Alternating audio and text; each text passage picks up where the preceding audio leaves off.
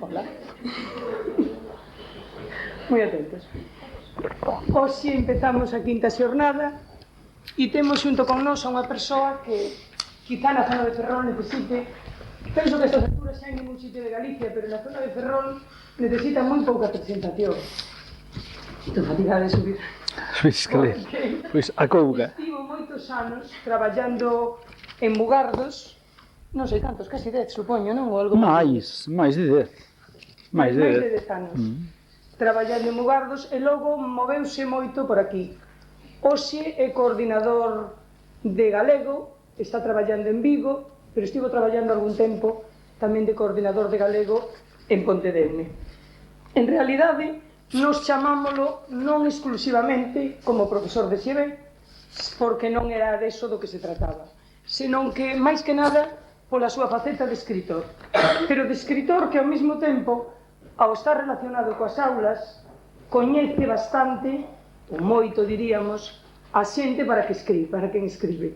Eu, por experiencia, supoño que moito... Impide que eu teña moi metidos na memoria os moitísimos anos que pasei nesta zona, tantos anos que eu, para ben e para mal, xa me considero de aquí. Xa me considero tamén desta zona porque foron moitos anos, moitos compañeiros e compañeiras cos que traballei codo con codo, aquí desde os anos 70. Por tanto, estou na casa, síntome na casa, vexo caras coñecidas e teño que dicir que eso fai que, ademais, non teña, ou con mellor nun ambiente máis descoñecido tería agora ao principio, que sempre tes unha especie de medo, dese medo escénico. Aquí non me pasa, aquí a verdade é que me sinto como se estivésemos nunha tertulia, nunha cafetería. Ben, pois con ese tono, co tono de estar nunha tertulia, nunha cafetería, eu pretendía gastar os 5 primeiros minutos comentando o que tratarei de falar. E digo tratarei porque, bueno, o tema é amplo, o tempo é breve para min, que sempre teño tendencia a enrollarme algo, e, por tanto, teño intención de tocar os puntos que agora direi e espero que me dé tempo a abordalos todos. A min invitaron a falar da literatura infantil e juvenil, así, xenéricamente. Obviamente, cando eu pensei o que iba a dicir hoxe aquí, engadinlle un anaquiño máis. Engadinlle un anaquiño de maneira que o transformei na literatura infantil e juvenil aquí en Galicia, ou a literatura infantil e juvenil en galego. De maneira que o que tratarei de abordar será a miña visión, e recalco de miña, a miña visión da nosa literatura para rapaces e rapazas. E cando redactei unhas notas para... Bueno, sempre me gusta, de algún xeito, ainda que depois non diga nada do que traio escrito, pero sempre me gusta, de algún xeito, escribir máis ou menos o que podo falar. Eu puxenlle de título Testigo dunha historia. Explico por qué. A historia da nosa literatura infantil e juvenil é pequena. Os que están aquí diante, como son máis novos e teñen outra visión do tempo, dirán que de pequena nada. Pero, pos que xa vamos indo vellos, como a nosa literatura infantil e juvenil arranca de verdade, ou nace de verdade, nos anos 60, bueno, pues, a verdade, eu, por exemplo, podo dicir que é pequena. E, ademais, como resulta que nos anos 60 eu xa era grande, xa me podía considerar unha persoa adulta, resulta que eu fui vivindo, primeiro como lector, e logo xa algo máis implicado como autor, eu fui vivindo a pequena historia da nosa literatura juvenil e infantil desde dentro. É dicir, de algún xeito, todo o que agora podemos atopar nos libros que analizan estes case 30 anos de literatura nosa, todo o que ali se conta, todo eso o vivín eu.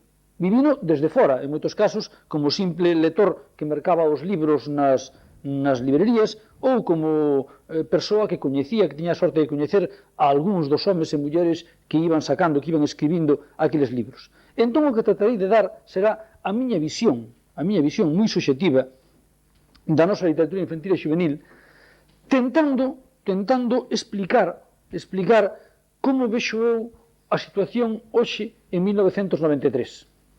É dicir, farei un percorrido, veredes que moi por riba, porque non por falta de ganas, sino porque o tempo non daría para máis, farei un percorrido moi por riba do que a mí me parece esencial sinalar na nosa literatura desde os anos 60, pero xa digo moi por riba, porque sería outro tema, e centrareime máis, e invitareivos, espero que nos dea tempo a dialogar un pouco, invitareivos a dialogar, e centrareime un pouco máis na encrucillada na que estamos, é dicir, no que está pasando na nosa literatura infantil nestes primeiros anos 90, e no que podemos agardar, ou no que nos agarda, dende aquí ata o século XXI.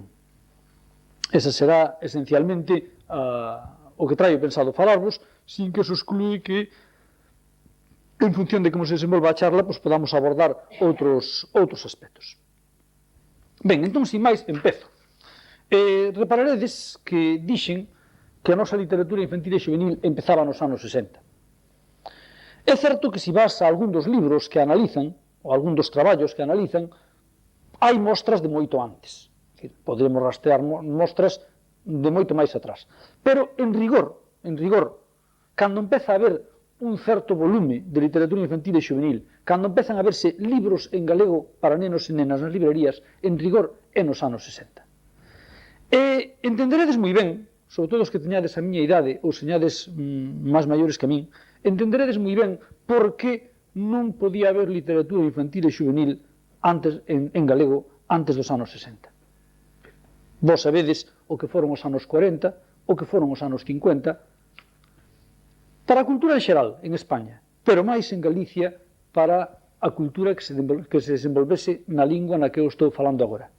Sabedes que, non de casualidade, Celso Emilio falou da Longa Noite de Pedra. E sabedes que a editorial Galaxia, fundada no ano 50, sabedes que mal vivía naqueles primeiros anos da súa andaina, editando un número moi pequeniño de libros, moi pequeniño, pouco significativo, cualitativamente outra cousa, un número moi pequeniño de libros naqueles primeiros anos.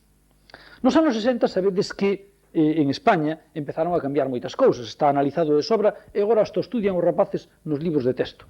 Esa época na que empeza a haber o que se chamou o desarrollismo, os 600, a minifalda, os bikinis, todas esas cousas, non? E sabedes que en Galicia, e xa falando dentro do campo do libro, eso tivo algunhas traslacións importantes, porque resulta que ao haber en toda España unha certa apertura, de repente empezou o desxelo da ditadura, empezaron a poder facerse algunhas cousas, sabedes que ese pequeno desxelo axiño aproveitaron os cataláns. Sabedes que, se repasamos a historia do libro catalán, vemos que nos primeiros anos 60, cando se producen algúns feitos que marcan o rexurdimento do libro e da literatura en xeral, porque tamén das revistas e dos libros dirixidos a rapaces e rapazas. E así non é casualidade que nos primeiros anos 60 é cando nacen varias coleccións en catalán, de libros en catalán, que daquela non podían salir, para rapaces e rapazas, nace unha revista, creas un premio literario, todo son catalán. E a xente da editorial Galaxia estaba ligada á xente que de algún xeito, xiraba ao redor do nacionalismo catalán. Entón a xente da editorial Galaxia quixo sumarse ao pulo que se estaba dando en Cataluña e trasladalo a Galicia, aproveitándose do esforzo dos cataláns, dado que Galaxia económicamente non podía facer aquele esforzo económico de editar libros para nenos e nenas a toda a cor, que é un proceso moi caro e que daquela lle estaría vedado á xente de Galaxia. Entón resulta que póñense en contacto con editoriais que siguen existindo hoxe, como a Catalana La Galera, e traducen, adaptando en algúns casos, traducen ao galego parte do material que publicaban os cataláns. E eses libros procedentes de Cataluña, traducidos ao galego, son prácticamente os primeiros libros que podemos atopar nos anos 60 dirixidos aos nosos nenos e nenas. Ao mesmo tempo, a xente de Galaxia trata de crear a produción propia, aproveitándose de algún feito que non estaba conexionado dun xeito directo, pero que sí tiña que ver, aproveitándose de algún feito tan importante como que a 50 km de aquí, na Coruña, houbera unha asociación, a Asociación Cultural O Facho, que nos 63, entre outras cousas, crea un concurso de contos para nenos, un concurso que ainda sigue existindo hoxe. Pois resulta que nese concurso de contos, a primeira vez que había un concurso dirixido aos creadores para facer obra para o público infantil, resulta que a ese concurso de contos, na primeira, na segunda convocatoria, cheganse bastantes orixinais, e resulta que temos a sorte, porque foi unha sorte, temos a sorte de que na primeira edición, quen gana o premio é un autor, hoxe xa consagrado demais, con un libro que hoxe teño aquí na man, nunha edición nova, a edición antiga teño na casa xa absolutamente esmendellada, era máis pobre que esta, un autor que se chama Carlos Casares, e un libro que se chama A Galiña Azul. E iso foi unha sorte, porque significou que un premio que podía pasar sin pena ni gloria, como era o premio do Facho, arrancase con toda a brillantez, porque A Galiña Azul, como demostraron o paso dos anos, era un libro extraordinario, ganou co tempo, como as boas obras, e leva camiño xa de converterse nun dos clásicos da nosa literatura infantil. Pero o que ia? Resulta que, como a partir dese concurso de contos do Facho, hai unha serie de autores, Casares, Bernardino Graña, etc., unha serie de autores que crean obras desde Galicia, resulta que Galaxia crea tamén unha colección de libros para nenos e nenas de autores de aquí. Entón resulta que nos anos 60 atopámonos, gracias ao esforzo de Galaxia, atopámonos con que os nosos nenos teñen, en teoría, un conxunto de libros á súa disposición. Eu non sei as tiradas nin as vendas reais deses libros. Agora ben, sei que foron moi pequenas. Non sei as tiradas exactas, pero sei que foron moi pequenas. Porque nos anos 60 veuse con claridade o drama que daquela non tiña máis remedio que vivir a nosa literatura infantil. Explícome. Nos anos 60, e faced un esforzo para entendelo os que naquel tempo ou forades moi nenos ou non naceredes aínda, nos anos 60, quen podía mercar libros en galego? A rede de librerías era pequena, nas cidades e nas vilas grandes. A xente que podía mercar libros en galego era a xente que estaba máis preocupada en escapar do galego. A xente cun certo nivel económico, sabedes que naqueles anos estaba ocupada en enterrar as súas raíces que lle lembraban o galego, en adaptarse á lingua de prestixio, ao castelán, e, por tanto, en absoluto lle mercarían, como si facía a burguesía catalana, en absoluto lle mercarían libros en galego aos seus fillos e fillas. E os nenos e nenas que falaban en galego naqueles anos, pois moitas veces eu creo que nin chegaron a saber que existían aqueles libros. De maneira que se daba o drama de que existían libros para nenos e nenas, os primeiros, pero non existía un mercado. De feito que aquelas coleccións malviviron durante uns anos e logo morreron porque naceran prematuramente e non estaba maduro o panorama, é dicir, non había unha demanda de libro infantil para os nenos e nenas, non había unha demanda de libro en galego, en absoluto. Poderíamos razonar que mellor tampouco había en castelán, pensemos na escola daqueles tempos, pero eu estou me centrando no libro en galego. E resulta que este panorama de unha serie de autores que iban creando, moi paseniñamente, que iban creando unha obra en galego, pero que non atopaban un público o que en teoría dirixían as súas obras, pero que non mercaba eses libros, este panorama foi o panorama que dominou todos os anos 60 e que se prolongou tamén nos anos 70. Eso non impediu que saísen algúns libros que hoxe son clásicos na nosa literatura infantil e xuvenil, como pode ser o da Galiña Azul que xa citei, ou, por citar outro, ese fermoso libro que editou un empresario de Lugo, un empresario que non tiña nada que ver cos libros, un empresario de Lugo, un fermoso libro que editou a Manuel María, que se chama Os soños na gaiola, e que aínda hoxe sigue a reeditarse, porque é outro dos nosos clásicos daqueles anos. Pero decía que ese foi o panorama que tivemos nos anos 60 e ese foi o panorama co que empezaron os anos 70. De todos modos, tamén estudian os rapaces agora xa na escola, nós non estudiamos, para nós foi un feito vital, que no 75 morreu Franco. E sabedes que no 75 morreu Franco, e coa morte de Franco, sabedes que empezou o proceso, foi un proceso que levou anos, empezou o proceso de cambio de un réxime dictatorial a un réxime democrático, a unha estrutura democrática. Obviamente, isto trouxo moitos cambios que eu non teño máis que facer memoria e lembrar os anos da miña mocidade.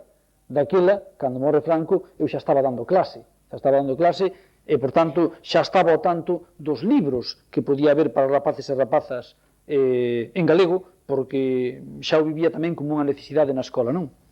E tiñamos moi pouca cousa, é dicir, aquel panorama de unha escasa oferta seguía existindo, e únicamente se vira alterado por un feito moi importante, que era que uns meses, 2 ou 3 meses antes de morrer Franco, aparecera nos quioscos, cunha vontade de dirixirse a toda Galicia, porque se espallara moi ben por todos os quioscos, aparecera nos quioscos unha revista que hoxe, por desgracia, está encadernada, como se fora nun museo, porque xa desapareceu, unha revista que se chamou Vagalume. Era unha revista que tentaba chegar a todas as aulas de Galicia. Obviamente, esa revista nacía tamén prematuramente, de feito morreu 3 anos máis tarde, porque a sociedade galega, o profesorado galego, non fomos capaces de garantir unha tirada de 8.000, 10.000 exemplares que facía falta para que aquela revista se mantivese, e aquela revista morreu, bueno, 3 anos máis tarde, non? Pero de calquera xeito, facede memoria, sabedes que ao redor dos anos da morte de Franco é cando realmente se empeza a notar unha revitalización social da nosa lingua e da nosa cultura. Eu que sei, teño notado aquí nas notas que apresuradamente me estou saltando, teño notado aquí que neses anos é cando aparecen unha chea de revistas que moitas delas morren aos poucos anos, pero que outras siguen, Teima, A Nosa Terra, Mancomún, Encrucillada, Arroladas, etc. Que xornais como La Voz de Galicia tiñan unha atitude moi distinta da que teñen agora, e ao mellor o 30 ou 40% da Voz de Galicia daqueles anos estaba publicada en lingua galega, non era como agora, na cal o galego prácticamente non aparece. E, por tanto, nos anos 70 estábase creando, como veremos despois, o caldo de cultivo para que, posteriormente, aparecese de verdade unha demanda do libro infantil e juvenil, e as editoriais trataran de darlle a resposta. Pero eu teño feita unha cronoloxía do que vai pasando na literatura infantil e juvenil nos anos 70, e hai que dicir que nos anos 70 apenas, incluso despois da morte de Franco, apenas hai nada significativo no eido da literatura infantil e juvenil, polo menos na superficie. Outra cousa é subterraneamente. E digo que outra cousa é subterraneamente porque, e daquela moitos dos que estades aquí seguro que xa estarades traballando como a min nas escolas, pero que sabedes que no ano 79, para a literatura infantil galega, o ano 79 é un ano crucial. Por que digo que é un ano crucial o ano 79?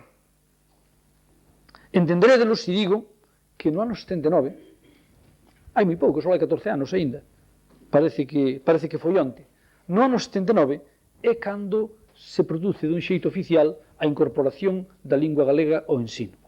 Sabedes que ata daquela, ata o ano 79, existían profesores, quedaban, bueno, pues parcialmente, ou algúns na súa totalidade, as clases en galego, ou que dábamos clase de galego sin estar regulado oficialmente, pero sabedes que a introducción do galego no ensino era escasa.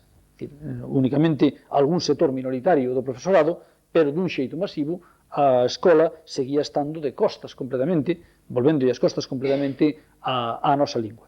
Pero sabedes que no 79, regúlase a incorporación da lingua galega no ensino a través dun decreto, aquel decreto que se chamou o decreto de bilingüismo, sendo ministro Otero Novás. Eran os tempos nos que ainda en Galicia non había autonomía, senón que había preautonomía, pero de repente aparece unha lei, gracias aos cataláns que facían un impulso que despois miméticamente se copiaba en Galicia, e aparece unha lei que introducía, aínda que fose dun xeito moi tímido, recordade que era 3 horas e con todas as cautelas, e que houve unha chea de colexios que non fixeron nin caso, e que, aínda que oficialmente había que introducilo, pois eles pasaron ampliamente, pero con todas as cautelas e todo, o xeito é que no 79 se produce a incorporación oficial da lingua galega ao ensino. E ese é un dato fundamental. Por que é un dato fundamental? Porque, de repente, o profesorado galego, ao ter que dar clase de lingua galega, atópase con que lle fan falta materiais. Ten que traballar con algo. Ten que traballar con 2 tipos de materiais fundamentalmente. O profesorado galego empeza a demandar libros de texto en galego, para a clase de lingua galega, e empeza a demandar o que xenéricamente poderíamos chamar libros de lectura. E dentro dos libros de lectura, obviamente, a parte dos libros de lectura específicos para a escola, pois obviamente entra o que chamamos agora literatura infantil e juvenil. Entón, nun contexto como o dos primeiros anos 80, no cal os acontecementos históricos se suceden casi en cadea. Eu teño anotados aquí, por exemplo, no 80 aprobas o Estatuto de Autonomía, no 81 son as primeiras eleccións autonómicas, no 83, dato crucial, é cando se promulga a Lei de Normalización Lingüística, está na Bandezanos, no 85 créase a Radio Televisión Galega. Son datos históricos que indican que a autonomía vai se asentando neste país e a introducción do galego no ensino, que algúns crían episódica, e que, de feito, cando se empezou co decreto de bilingüismo no ano 79, moitos colexios, xa digo, non fixeron nin caso, a introducción do galego no ensino empeza a xeralizarse e a sistematizarse. É dicir, xa prácticamente os colexios, todos os colexios, empezan a aceptar que, alo menos, as horas de lingua galega teñen que dalas. Entón, a lingua galega, xa digo, podíamos analizar despois as eivas que tiña na súa introducción, pero a lingua galega entra na escola, entra en todas as aulas, e iso xenera inmediatamente unha demanda moi grande. Que pasa no mundo editorial diante desa demanda? Bueno, pois que inmediatamente hai xente que crea a resposta a esa demanda. Non é casualidade que unha editorial, Edicións Xerais, naza xustamente cando se incorpora a lingua galega ao ensino. E, ademais, entre os seus obxectivos confesados na creación de Edicións Xerais está o de crear os materiais que servan a esa demanda que se creaba nas aulas. De maneira que aparece, en primeiro lugar, unha editorial con vocación de cubrir ese oco, como Edicións Xerais, e as outras editoriais que xa existían, Galaxia, que xa citei, e Edicións do Castro, que moi regularmente, pero editaba algunhas cousas no eido infantil e juvenil, tratan de adaptarse tamén a esa demanda que había e de crear unha oferta.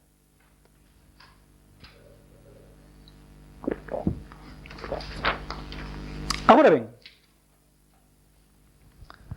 de que botar man? De que botar man, e eu isto vivino xa nun xeito directo, de que botar man desde as editoriais para ofrecerlle á escola se un conxunto de títulos, unha nómina de autores, unha nómina de ilustradores non se crea da noite para mañá? Bueno, pois do que hai que botar man é das traducións. Entón, a primeira colección que aparece con vontade de servir directamente para as aulas é unha colección que prácticamente na súa totalidade se nutre de traducións. É unha colección que nace no 81 e que se chama Xabarín, digo se chama porque sigue existindo, é da editorial de Edicións Xerais, e nela empezan a aparecer o que chamamos os clásicos da literatura universal. A Illa do Tesouro, Alicia no País das Maravillas, A Fantasma de Canterville, Colmillo Blanco, etc. É dicir, unha serie de obras que son xa clásicas en todo o mundo e que, de algún xeito, pois, servían para cubrir o oco nas nosas aulas mentres no mundo cultural galego non se fose xestando ou non fose madurando a creación de autoras e de autores propios. E ben, os primeiros anos 80 cóllennos pois, nutríndonos nas aulas a base de traducións, incluso con datos anecdóticos. É dicir, eu lembro, por poñer un exemplo, que un dos primeiros títulos da colección Xabarín era unha novela de Melville, que é Benito Cereno, que é unha novela dura, unha novela realmente, bueno, para rapaces e rapazas xa maiores ou para adultos, e que, sin embargo, tuvo bastante éxito editorial porque daquela non había outra cousa. E a xente poñía de libros de lectura A Chamada da Selva ou A Fantasma de Canterville por un feito moi sinxelo, porque era o que había, e non había outra cousa. Agora ben,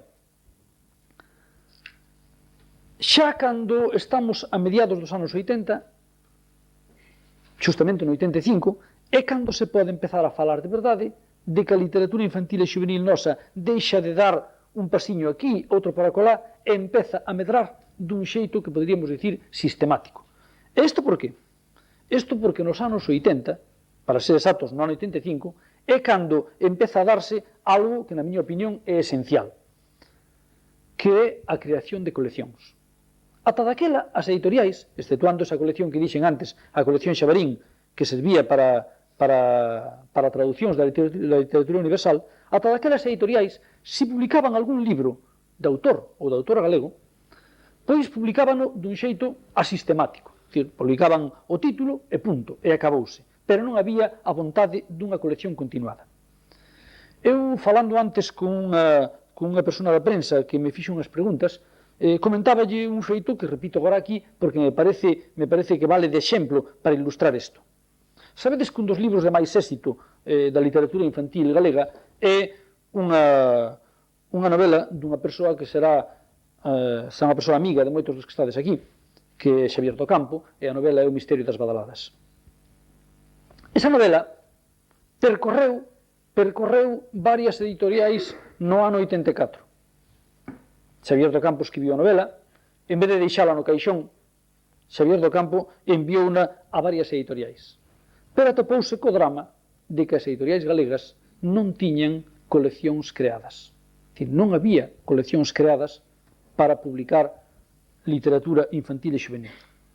E, obviamente, a novela de Xavier do Campo dormiu por varias editoriais ata que unha editorial pequena, unha editorial minoritaria da Coruña, unha editorial pequena, Vía Láctea, se animou a crear unha colección estable para acoller a autores e autoras galegos, a colección Textos, e ali apareceu como primeiro número o misterio das badaladas e a continuación outros números. É certo que non foi un efecto mimético, senón que xa se viñan xastando noutras editoriais, pero é certo que case de contado naquel ano ou no ano seguinte é cando as editoriais parecen despertar do sono que tiñan e crean de contado outras coleccións estables. Por exemplo, aquel mismo ano, no ano 85, é cando se dá un fenómeno que logo analizarei, un fenómeno moi importante, que é que unha editorial galega, Galaxia, en colaboración cunha editorial de fora, logo analizarei o fenómeno do desembarco das editoriais de fora, en colaboración cunha editorial de fora como é Edicións SM, deciden crear un premio de novela en galego. Crear un premio de novela para que, a través dese premio, a acadar orixinais e poder publicalos nunha colección estable que sería a versión galega dunha colección xa clásica en castelán como era en castellano El barco de vapor. Entón resulta que crean tamén un premio no ano 85, o premio Barco de Vapor, e temos a sorte, porque é unha sorte que as coleccións e os premios arranquen así, temos a sorte, e aquí hai membros do xurado que estaba aquel ano ali, temos a sorte de que apareza ou lle den o premio a un libro que xa é un clásico tamén na nosa literatura, que tivo moita repercusión, que é Das cousas de Ramón Lamote, de Paco Martín, que sabedes que despois foi multipremiado en anos sucesivos. Con Das cousas de Ramón Lamote arranca a versión galega do Barco de Vapor, e no ano 86, o ano seguinte, Edicións Xerais crea tamén un premio novo, un premio para orixinais en galego, que é o Premio Merlín, e a cada ou aquel ano unha escritora hoxe de actualidade, porque ven de ganar tamén o Branco Amor, unha escritora alemana que escribe en galego, que se chama Úrsula Heinz, cunha novela chamada A casa abandonada. Entón, de repente, da nada, porque prácticamente non había nada, pasamos non a abundancia, pero sí pasamos a ter unhas primeiras pedras ou unhos alicerces moi ben fundados. Pasamos a ter algunhas coleccións nas cales os nosos autores e autoras xa poden sacar os seus orixinais do caixón e xa poden entregalos a esas coleccións. A importancia das coleccións, eu non sei se que o miro subxectivamente como autor, a importancia das coleccións é moitísima, porque reparade en que unha colección, a existencia dunha colección, supón que a editorial ten que garantizar que nesa colección aparezan cada ano 6, 8, 10, 12 títulos, é dicir, ten que garantizar unha estabilidade da colección, e cara aos autores e autoras a colección de algún xeito dache tamén a certeza de que o teu original, se ten unha calidade suficiente, non vai ter problemas para ser publicado e vai ter unha canle, as coleccións son canles, vai ter unha canle para chegar ao público. Entón, os últimos anos 80 son os anos nos que, de repente, en 3-4 anos, de repente, aparecen todas as coleccións, ou casi todas as coleccións que temos hoxe no mercado. Xa dixen que no 85 aparece a colección Textos de Vía Láctea, aparece o Barco de Vapor de Galaxia SM, logo de SM en solitario, aparece na editorial Galaxia a colección Tartaruga, unha colección que morreu pero que foi importante, aparece no 88 unha colección importantísima, a colección Árbore, da editorial Galaxia, Aparecen outras como a colección Trolebús ou a colección Navarquela, xa nos últimos anos 80, de maneira que, cando rematan os anos 80, hai 4 ou 5 anos, se pode falar xa de que realmente o mercado da literatura infantil e xuvenil galega está cunha certa situación de normalidade. Moi pequeno, pero con situación de normalidade. Tamén se aproveitou o mercado editorial galego de algo que estaba pasando en España nos anos 80 e que sabedes que se coñeceu co nome de o boom da literatura infantil e xuvenil. Sabedes que os anos 80 foron os anos nos que o libro infantil en lingua castelá medrou dun xeito espectacular, as tiradas se fixeron enormes, e de algún xeito esa onda de medre da lectura, da animación á lectura nas escolas, do interese polo libro, nos rapaces e rapazas, esa onda de medre colleu tamén a nosa literatura infantil e xuvenil. Dixen antes que pagaba a pena dedicarlle un minutiño, estou obsesionado polo reloxo, dado que quería que me chegase o tempo, dedicarlle un minutiño ao que eu chamaría o desembarco das editoriais de fora. O que estou dicindo agora non debe de ser subxetivo, porque, senón, non tería explicación o que tamén nos últimos anos 80 empeza a pasar cos editoriais de fora. Chamo as editoriais de fora a editoriais que normalmente teñen o seu centro, pois ben en Madrid, ben en Barcelona, ben en Salamanca ou noutro punto de España. Porque resulta que, desde mediados dos anos 80, as editoriais de fora empezan a mirar para o mercado do libro infantil e xuvenil galego. Este é un dato importante, un dato a apuntar, porque cando as editoriais de fora, normalmente unha editorial réxese polos criterios fundamentalmente económicos, cando empezan a albiscar que ademais do panorama que xa teñen de seu propio en castelán, teñen tamén un certo negocio ou unha parte da tarta no mercado do libro en galego, bueno, pois eso é significativo. Eso quere dicir que é verdade que o libro galego empeza a ser rentable, empeza a funcionar con unha certa normalidade. Entón, nos anos 80, dase o fenómeno curioso nos últimos anos 80 de que as editoriais de fora empezan a desembarcar en Galicia. Empezan a desembarcar de dúas maneiras, e isto é importante suliñalo. Hai editoriais que desembarcan en Galicia, pero eu chamaría cunha vontade non colonial. Explícome e poño un exemplo que xa citei antes. A editorial SM, Edicións SM, crea unha liña editorial en galego. Pero crea unha liña editorial en galego na cal esa editorial procura que os libros que vayan nutrindo ese fondo sexan libros de autoras e de autores galegos. É certo que polo medio intercala algunha traducción, polo medio mete nos libros dos de máis éxito en castelán, vai nos intercalando. Pero é unha colección que se nutre fundamentalmente de libros de autores galegos. De maneira que esa editorial, aínda vindo de fora, nos ofrece aos que escribimos en galego unha canle máis para publicar. Iso é o que eu chamo unha vontade non colonial, senón unha vontade de colaboración ao desenvolvemento da nosa literatura infantil e xuvenil, porque supoñen a creación dunha canle máis para que se desenvolva a nosa literatura. Sen embargo, hai outras editoriais, e para o malo permitidme que non cite exemplos, sen embargo, hai outras editoriais que desembarcan en Galicia con un criterio que eu chamaría colonial. É dicir, desembarcan collendo parte do seu fondo editorial en castelán, aqueles 10, 15, 20 títulos que xa de algún xeito explotaron en lingua castelá, tradúcenos ao galego, deposítanos no mercado galego e acabouse. É dicir, que o único que fan, pareceme importante, porque de algún xeito enriquecen o noso ámbito da literatura infantil e juvenil, enriquecen con traducións, a veces interesantes, outras veces non tanto, pero non axudan a desenvolver a nosa literatura infantil e juvenil.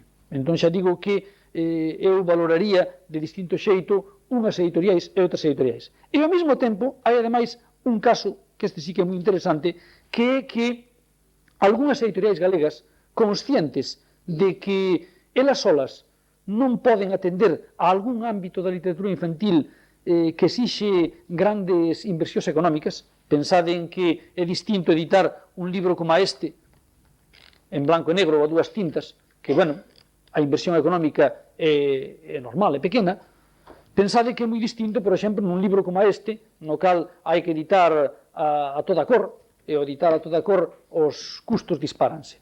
Entón, hai algunhas editoriais galegas que ensayan unha vía que a mí me parece interesantísima, que é a vía que se chama das coedicións. É dicir, hai editoriais galegas que buscan colaborar con algunha editorial, normalmente catalana ou vasca, máis sensibles aos nosos problemas, buscan colaborar con algunha editorial para, en colaboración, entre a editorial catalana, a editorial vasca e a editorial galega, en colaboración, crear unha rede e poder ofrecer así produtos que de outro xeito non se poderían editar. Este é o caso do libro que teño na man, un libro dunha persoa que vive en Ferrol, un libro multipremiado, o libro que teño na man, multipremiado en varios certames internacionais, Voces na Lagoa de Espantallo, un libro de Xan López Domínguez, que está editado nunha colección, na colección A Chalupa, que non podería ser feita desde Galicia a toda cor, pero que sí se pode facer cando se fai en coedición, como está feito este, cunha editorial catalana ou cunha editorial vasca.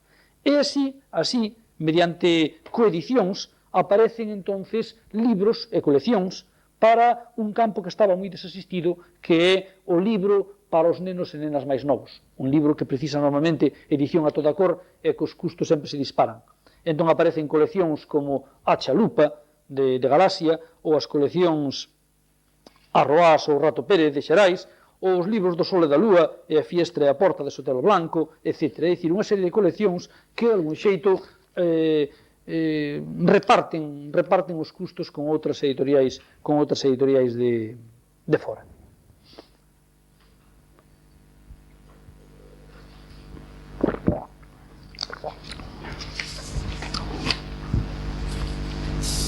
Entón, repararedes en que neste panorama tan rápido, vedes que anormalmente rápido, habría que ir máis devagar, repararedes que neste panorama tan rápido que acabo de facer para chegar aos anos 90, repararedes en que se pode falar, de verdade, de literatura infantil e juvenil cunha certa normalidade solamente desde hai 10 anos, solamente desde mediados dos anos 80. E, sin embargo, pese a que o prazo de tempo é moi breve, solamente van 10 anos, cando volvemos a vista atrás e nos facemos a seguinte pregunta, ben, en estes 10 anos, nestes 15 anos, a literatura infantil e juvenil galega pasou de ser algo que está nacendo, ten unha certa entidade, está consolidada. Nestes 10 anos, cando volvemos a vista atrás e buscamos obras que sexan significativas, e chamolle obras significativas a libros que naceron na literatura infantil galega e que son importantes, pero que se naceron na literatura infantil en castelá ou en francés ou en italiano tamén serían importantes, porque son libros que teñen calidade contrastada e recoñecida. Cando botamos a vista atrás e buscamos libros significativos, resulta que nos atopamos con que nestes 10 anos a literatura infantil e juvenil nosa foi xa capaz de producir algunhas obras de importancia. Algunhas delas xa ben recoñecidas, e isto notase nas traducións, están traducidas a outros idiomas, algunhas delas, ao mellor, non recoñecidas nas traducións, pero sí dun peso moi significativo. Eu quería citar aquí algunhas delas, non como anécdota, senón porque me parece que algunhas das que vou citar son puntos de referencia para o que pode dar de sí a literatura infantil e juvenil galega no futuro. Xa fixen referencia a algún libro que apareceu nos anos 60 e que é básico para a nosa literatura infantil e juvenil, como é A Galiña Azul, de Carlos Casares, ou como é Os soños na gaiola, de Manuel María. Non citei, e quizá alguén lle extrañou, non citei un libro que apareceu en Galicia nos primeiros anos 60, que, sigue sendo un libro fundamental, que é o chamado Memorias dun neno labrego, de Neira Vilas. Non o citei a adrede, porque hoxe, co paso do tempo, eu discutiría a súa adscripción ao campo da literatura infantil. É dicir, se nos anos 60, como non había outra cousa, o libro, dado que tiña un protagonista infantil, realmente se considerou como libro infantil, eu hoxe, xa digo, co paso do tempo, considero que é un libro que sí que pode ser lido, obviamente, por rapaces e rapazas a partir dunha certa idade, pero confeso que é un libro que encaixa mellor se o lemos os adultos. Creo que Memorias de Manuel Abrego é un extraordinario libro para nós, para a xente que xa somos adultos, e que de algún xeito ese libro nos ofrece unha visión dunha Galicia hoxe parcialmente xa desaparecida, a Galicia rural dos anos 40, 50, 60, pero insisto que eu non me metería nesa relación de obras significativas da nosa literatura infantil e juvenil, e si metería, sin embargo, un libro que me parece esencial, tamén de Neira Vilas, que é o que se chama Cartas a Lelo, e que me parece que si encaixa moito mellor no que, ao menos na miña cabeza, teño como paradigma da literatura infantil e juvenil. Pero nestes anos, xa digo, nestes 10 anos, a nosa literatura leva producidas algunhas obras, na miña opinión, importantísimas. E cito, xa digo de pasada, solamente algunhas delas, para que quede constancia, polo menos aquí pública. Falei das cousas de Ramón Lamote, de Paco Martín, un libro esencial, e non falei aínda, e falo agora, dun libro dun autor que normalmente non escribe para rapaces, que aquí fixo unha obra deliberadamente juvenil e que a mí me parece hoxe aínda das mellores que temos. O autor é Méndez Ferrín, o libro é Arnoia Arnoia, é un libro que quizá tivo excesivas dificultades pola súa riqueza léxica para ser introducido nas aulas, é un libro que quizá no futuro aínda será cando atope o seu lugar para traballalo na aula. Pero teño aquí tamén anotados títulos importantísimos que se siguen reeditando. Teño aquí anotado O segredo da pedra figueira, unha novela esencial tamén dunha autora que normalmente non escribe para rapaces, María Xosé Queizán. E teño anotado aquí Leonardo os Fontaneiros, unha obra que a mí me parece fermosísima, dunha autora que xa publicou ben máis libros tamén, como é María Victoria Moreno. E teño anotado aquí O misterio das badaladas, que xa citei. E teño anotado, estivo Miguel aquí. Bueno, pois Miguel Vázquez Freire, se el non o dixo, digo eu, é autor dunha das mellores novelas da nosa literatura infantil e juvenil, que se chama Proxecto Pomba Dourada, e que me parece unha novela extraordinaria. Como teño anotado tamén unha magnífica novela de ciencia ficción chamada Moncho Edriar, que non tivo sorte nos concursos literarios, pero si tivo sorte nos lectores. Os lectores, a hora da verdade, moitas veces fan a xusticia que non fan os concursos literarios. Podría seguir, o que teño aquí, e que collín hoxe antes de vir, recén saída, por citar unha última, ou a que teño aquí, esta pequena maravilla que se chama O milagre das estrelas, de Darío Xoán Cabana, un libro recén saído, aínda quentiño, que nos conta as aventuras do mago Antón, que existe de verdade, como sabedes, as aventuras do mago Antón na compaña de Santiago e de Carlomagno, ao longo do camiño de Santiago, desde París hasta Compostela, un libro fermosísimo e que merecería ser traducido a todas as linguas europeas. Ou esta pequena obra mestra que teño na man, e que a trouxen a adrede, porque é un dos libros máis inxustamente descoñecidos. É unha vergonza que a sociedade galega, diante dun libro premiado en Bolonia, ou diante dun libro premiado en Bratislava, como este libro, diante dun libro que ten todos os premios que pode ter prácticamente un libro para rapaces e rapazas, pois é lamentable que a nosa sociedade galega, por exemplo, pois deste libro mercase, se temos que facer caso das tiradas, mercase 900 exemplares. É unha cifra ridícula para un libro absolutamente excepcional e que recomendo calurosamente. Un libro que, se me permitides, permitidme que lea un anaquiño moi pequeniño del.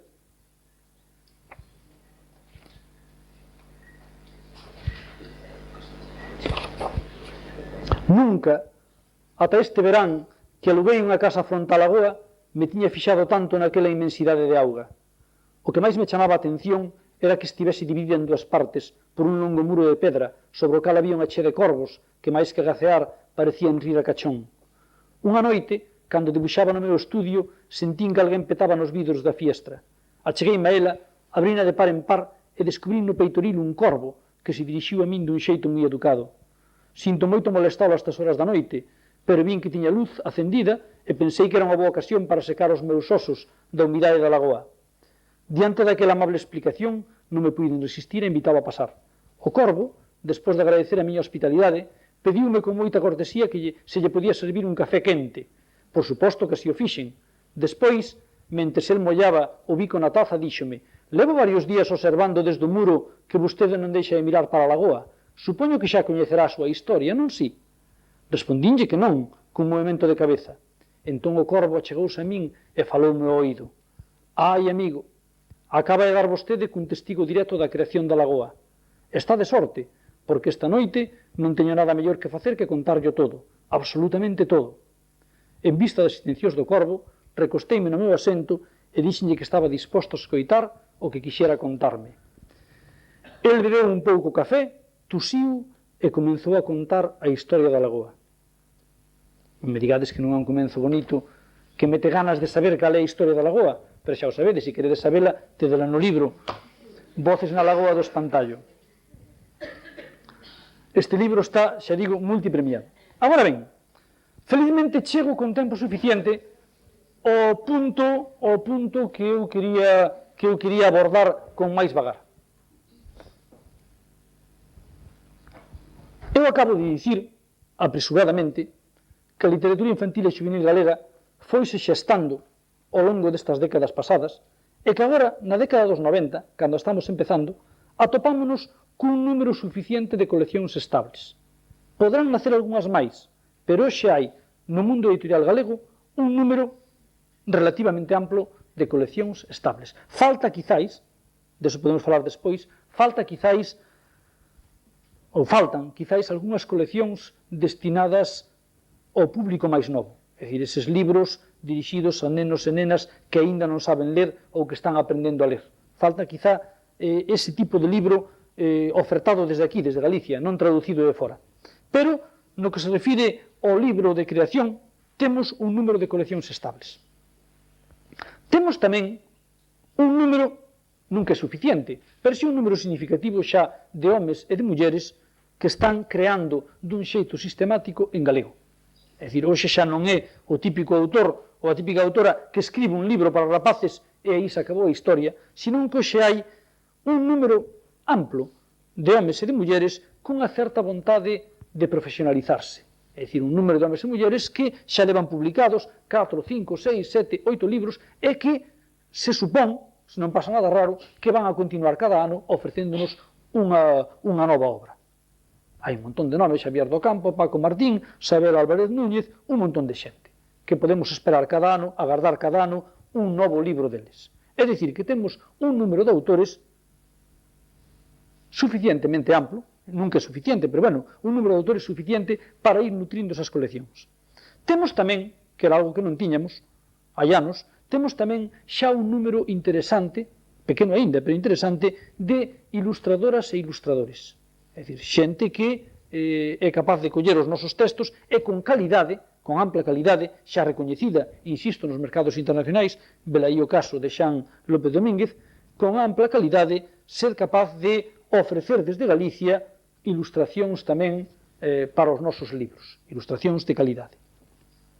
É dicir, que de algún xeito temos todos os vimbios para consolidar a cesta da literatura infantil e juvenil galega. Hai editoriais, hai coleccións, hai autoras e autores e hai ilustradoras e ilustradores, aínda que non na cantidade que quixéramos. E, sen embargo, se a mí me preguntaran agora que penso da literatura infantil galega no ano 93, agora, en outubro de 93, e me dixeran cales son as posibilidades de futuro da nosa literatura de aquí ao século XXI, eu teria que dicir que penso que a literatura infantil e juvenil galega se atopa agora nunha encrucillada.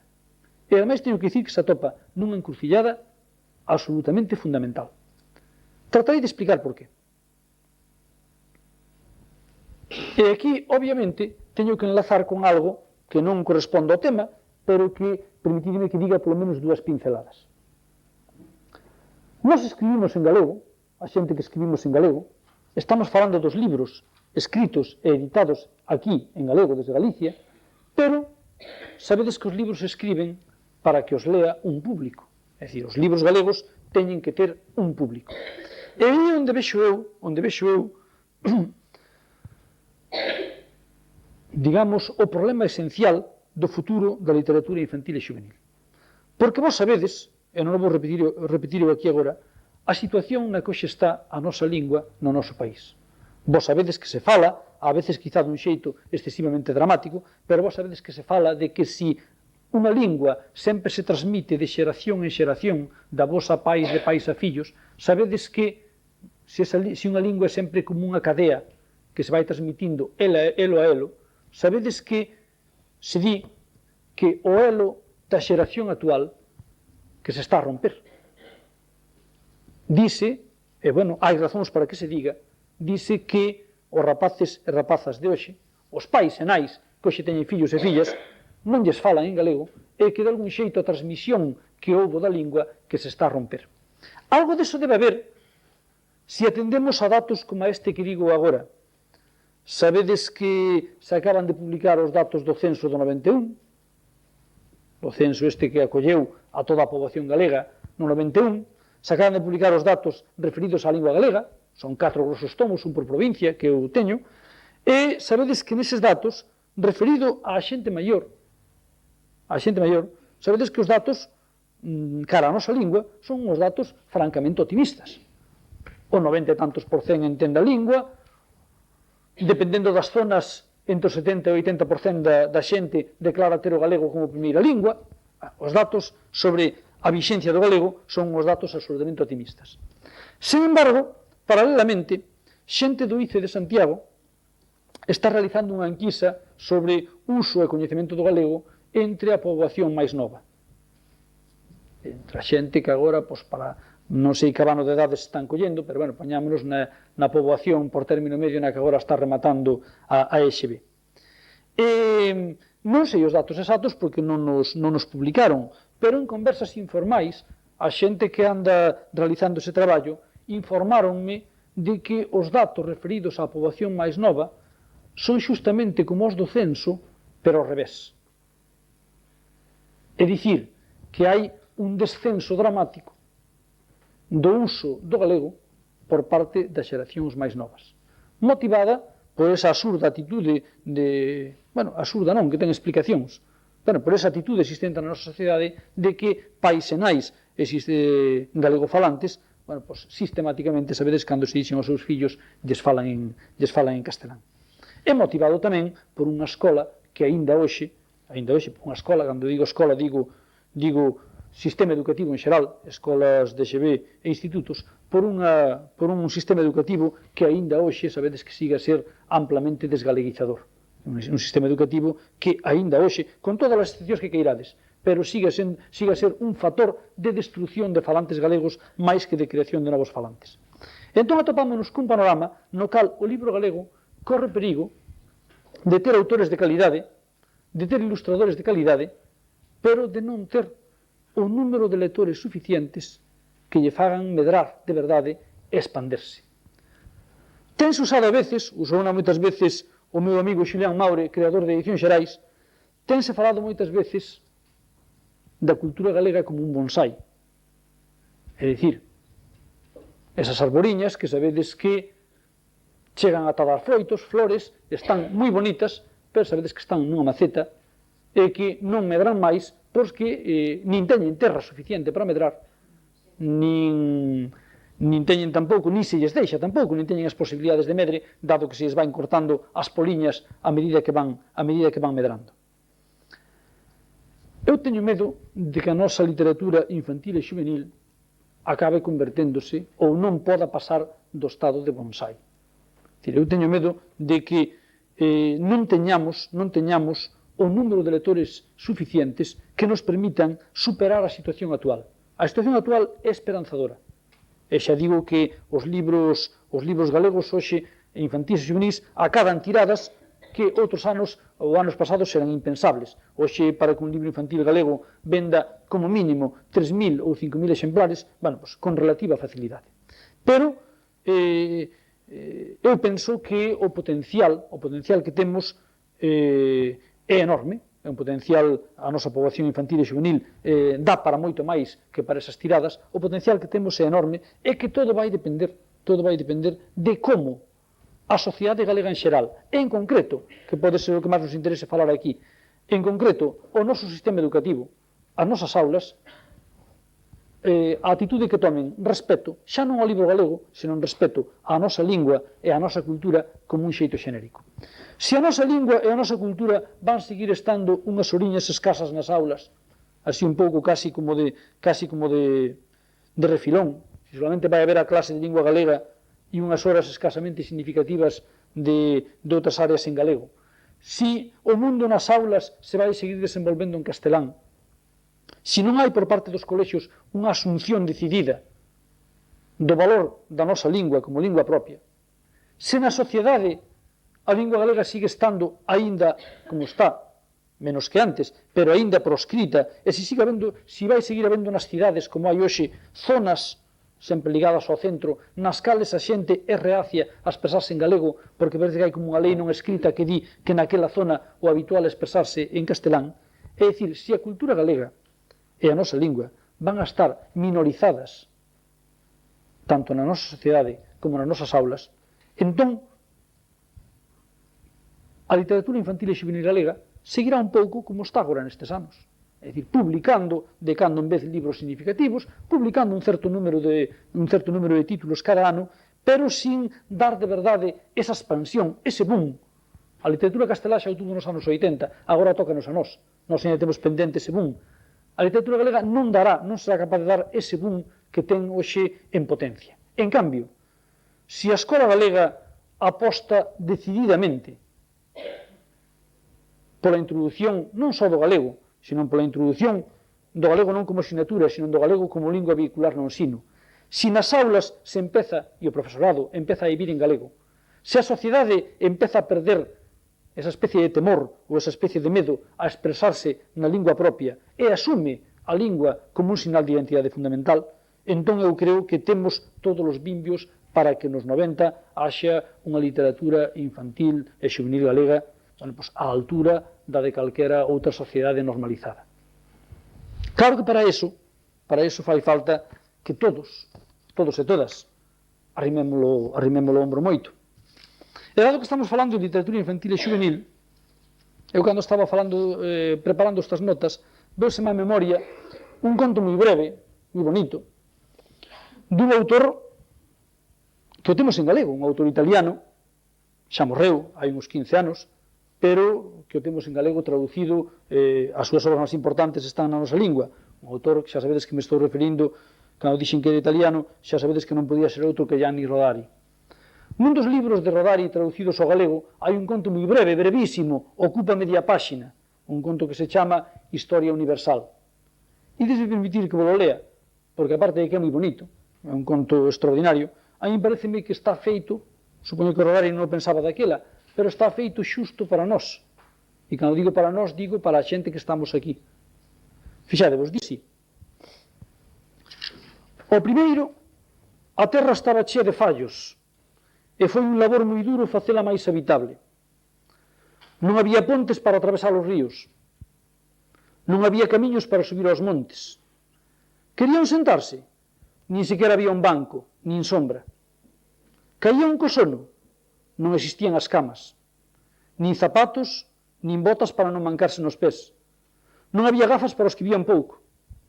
Non había balóns para xogar un partido. Tampouco non había nin olas nin lume para cocer os macarróns. Aínda máis, mirando ben, tampouco había macarróns. Non había nada de nada. Só estaban os homes e as mulleres, digo eu, daquela Rodari puxo homes, só estaban os homes con 2 brazos para traballar. E así foi como se lle puido poñer remedio aos fallos máis grandes. Pero aínda quedan moitos por arranxar. Arremangádevos, que hai traballo para todos. A mí isto chamou a atención, porque creo que esa frase de Rodari, arremangádevos, que hai traballo para todos, é a palabra exacta que define a situación dos que temos responsabilidades educativas respecto aos rapaces e rapazas, pais e nais, mestres e mestras, na consolidación non só da afición á lectura, sino da afición á lectura en galego, que é o paso imprescindible para que medre e saia adiante a nosa literatura infantil e juvenil. E con isto, felicitándome eu mesmo de ter conseguido limitarme ao tempo que me marcaron, pois permitidme que vos dé as gracias por escoitarme tan atentamente e que vos desexe boas tardes.